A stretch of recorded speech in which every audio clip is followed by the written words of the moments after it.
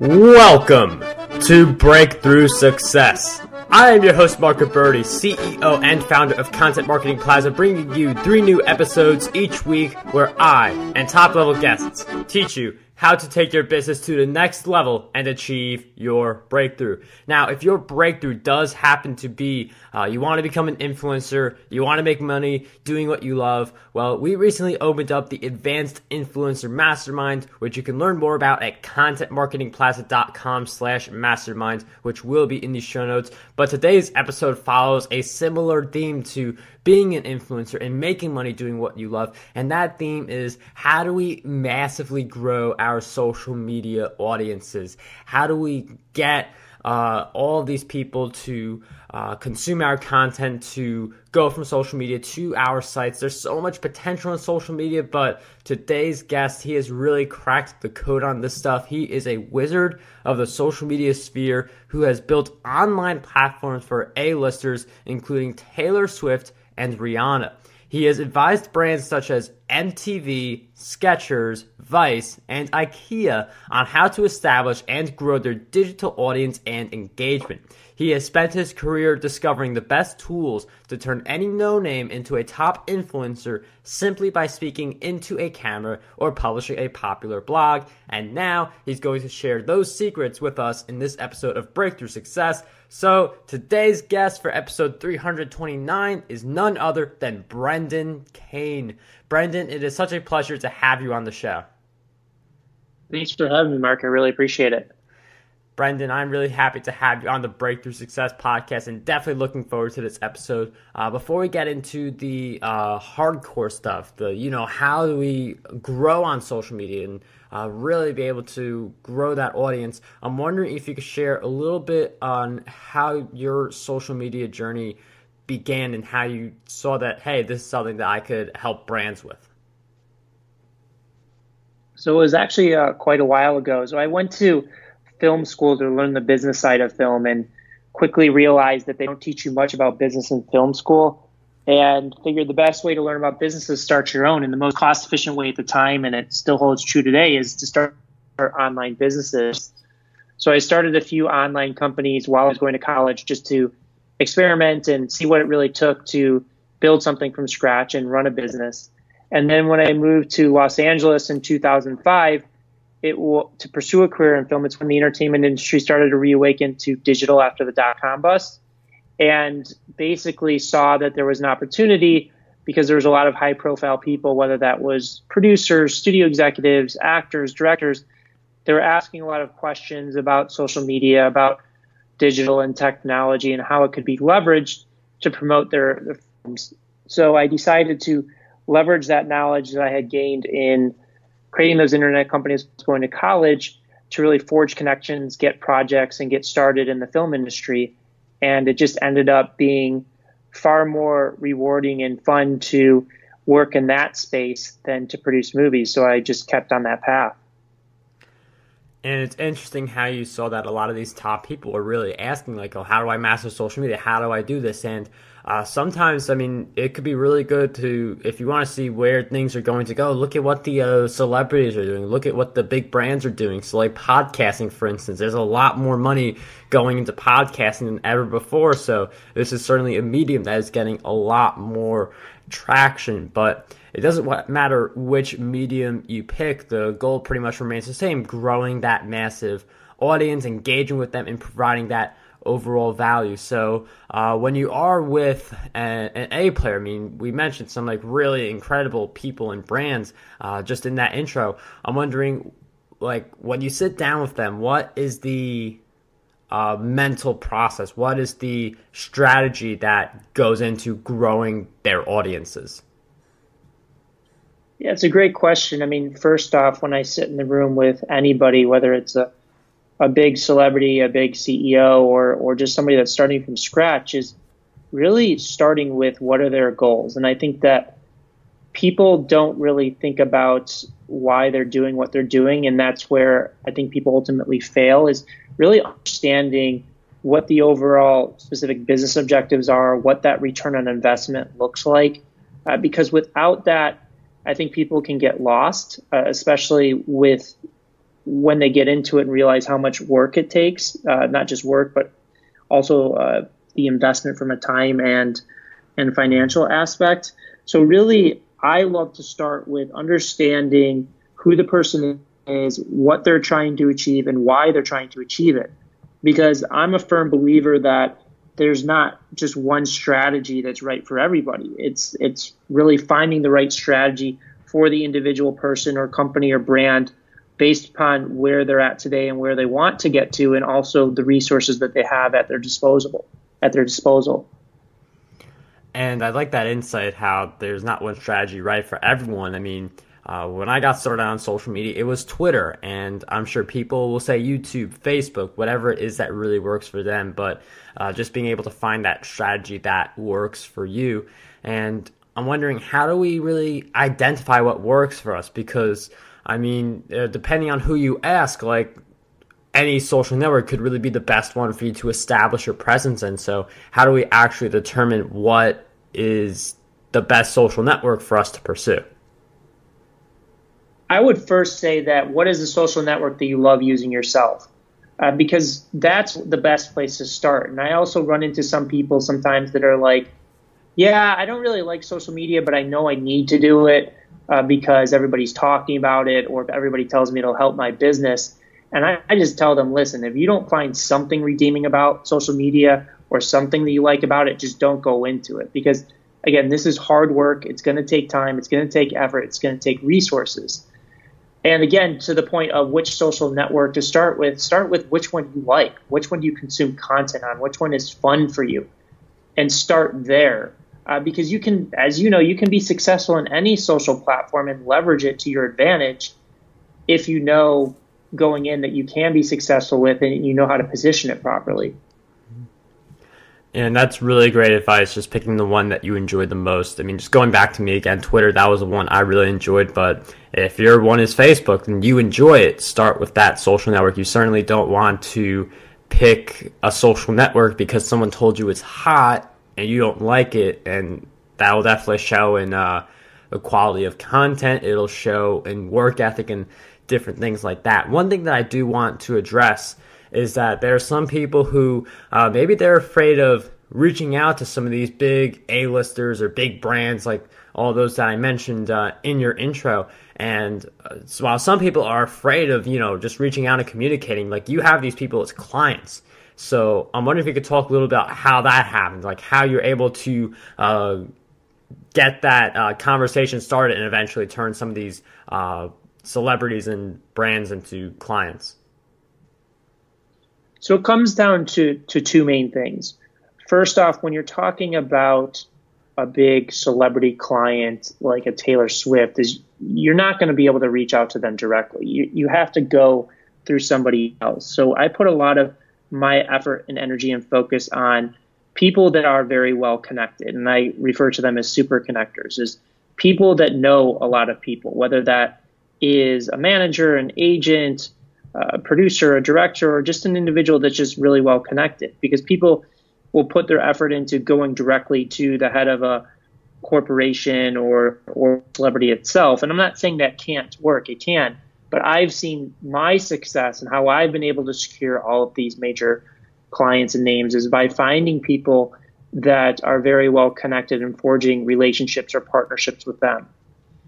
And then the second thing, and that is pretty much the most important aspect, and the reason that I've been successful over the course of my career in solidifying big clients, is I always go in with the mindset of, how am I going to provide value to this person? I go in with a very open mind, and I go in with the idea that I'm going to really try and understand who this person is, what their pain points are, what their goals and objectives are, and then I am there to provide value. I'm not there to sell them. I'm not there to close them as clients. I am just trying to figure out what is it they need and how can I provide something of value to them that can solve that specific need. And I see that that's really where a lot of people go wrong when we're talking about closing partnerships or deals at the highest levels, is you've got to understand that a big celebrity or the CEO of a major corporation, they have people reaching out to them all the time trying to get something out of them. versus if you take the other approach of just how am I going to provide the most value to this person, it really shifts the paradigm of how they perceive you. They perceive you as somebody that can help them instead of somebody that's trying to sell them. So I would say that those are the two main things that have allowed me to be successful at those higher levels.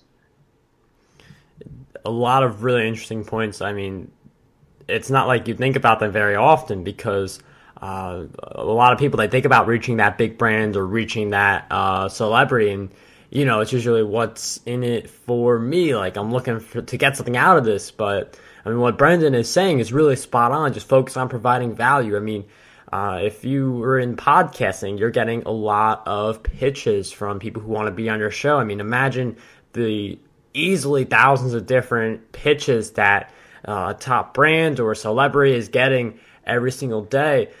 So definitely something to think about, just that focus on going out there and providing the value. And going back to that whole theme of providing value, how can we get better at distributing our value across different social platforms? Because I feel like some people, they create this valuable content, but then they're not that good at the distribution. So I'm wondering if you could share some thoughts on that.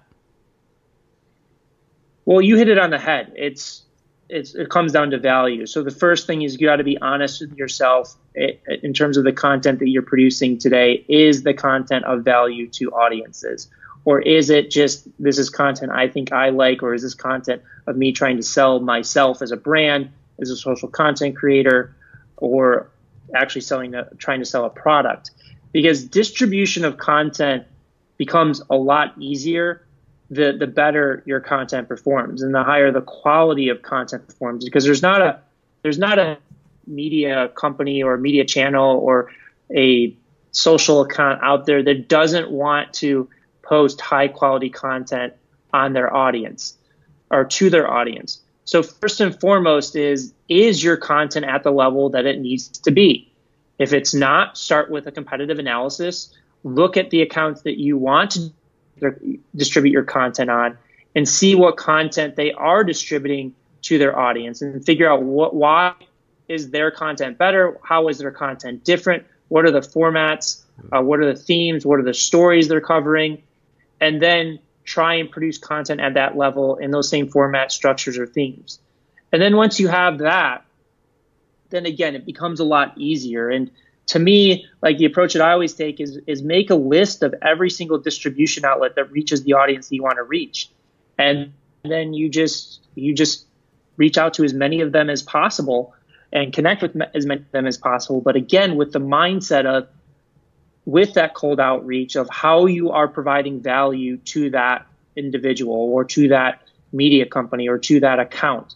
Because again, where people go wrong in distribution is they're just thinking about themselves. They're thinking about, how can I get my content in front of more people, versus how can the content that I'm producing provide more value to the outlets that I want to distribute it on. And in some cases, that maybe your content is just at that level and you just need to get in front of them. Some cases it may be, hey, I'm willing to work with you to produce content specific to your audience.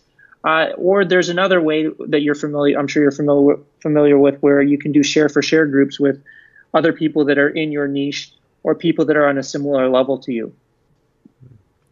A lot of really interesting insights. I mean, definitely a lot of tactics that work, but the underlying theme behind all of this is, don't focus on yourself. I mean, I feel like we could all attest to this at certain points where when you focus on yourself, it takes a lot longer to get to where you want to go. You sometimes don't even hit the result. But when you think about the other person who you're really impacting with your content, that's when you get a lot more driven. That's where the results happen a lot more, when you put others first. Focus on providing that value and less on, what's in it for me. Like, I'm providing all this value, like I'm entitled to something. So certainly having that stronger focus on the other person is really essential to success on social media. Yeah, and just to give you a quick analogy and story around that. So Prince EA, the content creator who wrote the forward for my book, so he spent about 8 years trying to put music content out in the world, and he wanted to be a rapper. And he had some success. I mean, he generated 10 million views over 8 years, but the content was all about him and about him becoming famous, him about making money. And then one day he woke up and he's like, listen, I'm just going to shift, and I just want to provide value to the world. I want to provide motivation, inspiration, and education to people all around the world. And since then, over the course of 2 years, he's done over 2 billion views. Wow. Just in that shift of mindset of I'm going to provide value to other people. So it just shows the dynamic of that mindset shift and the way to approach content of how am I providing value to the audience? How am I providing value to distribution partners? Yeah, that's a really great story because, I mean, it just shows how much more you can expand when you think about your audience. I mean, even someone with, getting millions of views, I mean, then all of a sudden, focus on the audience led to billions of views. So even if you are really up there on, like, you feel like you're on the top of the pinnacle, and then you change your focus to your audience, you definitely get a lot more results. So I definitely love that example.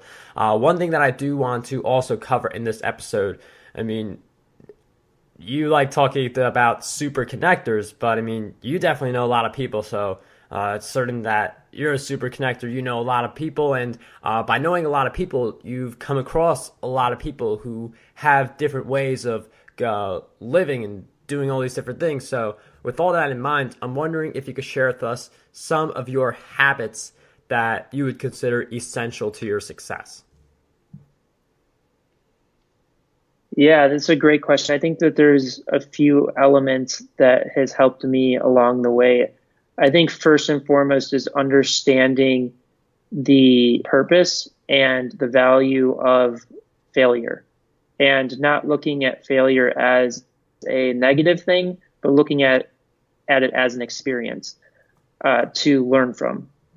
Because so many people get caught up in things not working, and it brings them down so quickly that they either give up or they can't rebound quick enough to move on to what they actually learned from the experience. So, it's taken me time don't get me wrong, it's not something that I just woke up the first day of being an entrepreneur and was able to handle.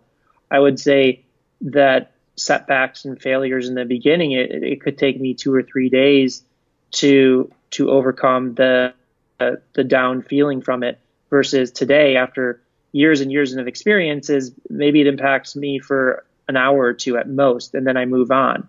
So really understanding the mindset of looking at failures as learning experiences rather than negative things. And it also plays in kind of hand in hand with the second element, which is this constant testing mindset and learning mindset. Is like, I just love learning. I love trying new things and testing things. And especially when you're talking about growing social audiences, being successful in digital, it's like you have to integrate that type of mindset of that you're always going to test things and learn from those tests. I think that so many people get into social media and they just try and stick with one thing. And when it doesn't work, they either blame social media or they just ignore the fact that it's not generating the results that they're looking for. So I would say that those are probably the two main things that have made me successful outside of that, what we just talked about at length around providing value to other people and having that mindset.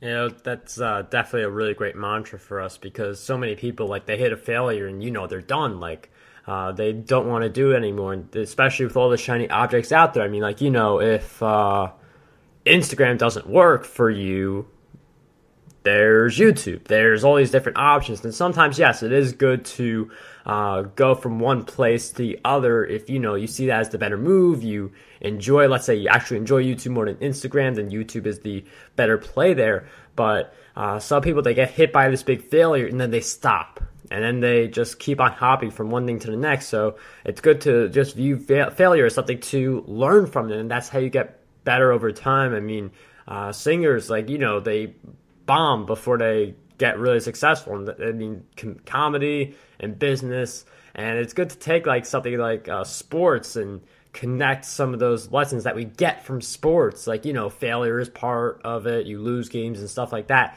and really being able to connect that with business. So I certainly like that idea. Look at failure as an experience to learn from instead of this thing that, you know, is the end all of your career. Yeah, there's no way you can get to success without failure, and there's no way that you can appreciate success without failure. So I would just look at that as part of the process in going forward. Yeah, I mean, it definitely gives you that higher appreciation, and Brendan's totally spot on that. And I mean, his book, another thing that you should definitely consider is something that could provide a lot of value. Brendan's book, 1 Million Followers, which will be in the show notes. But I mean, I just mentioned your book, but I'm wondering if you could share with us one book that you believe would have a positive impact on us. So I think that I can think of two. One book is kind of what we talked about in terms of, you know, your question about how do you connect with high profile people and win business. So that book would be How to Win Friends and Influence People. It's by Dale Carnegie. It's probably one of my favorite books of all time. So I think that that's really from a mindset and just how to really navigate the world of being an entrepreneur and being in business.